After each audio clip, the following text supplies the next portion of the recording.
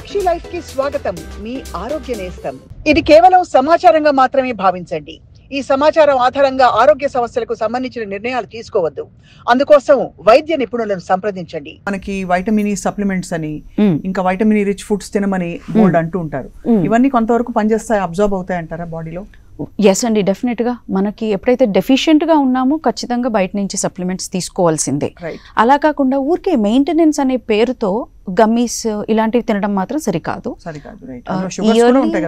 డెఫినెట్గా gelatin and షుగరే basic ఉంటుందండి. So ఇవి మళ్ళీ ఇన్సులిన్ స్పైకప్స్ జరగడం, డిహెచ్డి పెరగడం, జుట్టు రాలడం. ఈ జుట్టు రాలడం ఎందుకు జరుగుతుంది? రూట్ ష్రింక్ అవుతుంది.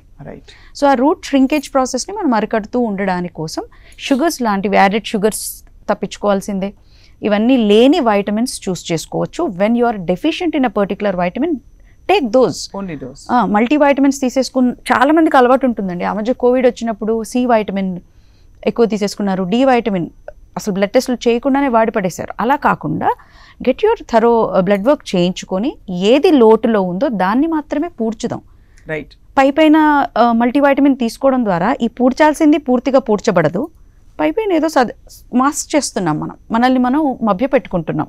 నేను మల్టీవైటమిన్స్ తీసుకుంటున్నానని. తీరా బ్లడ్ టెస్ట్ చేస్తే ఐరన్ డెఫిషియన్సీలు, డి వైటమిన్ టాక్సిసిటీలు ఎక్కువగా అయిపోవడాలు లాంటివి కూడా ఉంటూ ఉంటాయి. చాలా వాల్యుబుల్ పాయింట్ చెప్పారండి. ఇది కేవలం సమాచారంగా మాత్రమే భావించండి. ఈ సమాచారం ఆధారంగా ఆరోగ్య సమస్యలకు సంబంధించిన నిర్ణయాలు తీసుకోవద్దు. అందుకోసం వైద్య నిపుణులను సంప్రదించండి.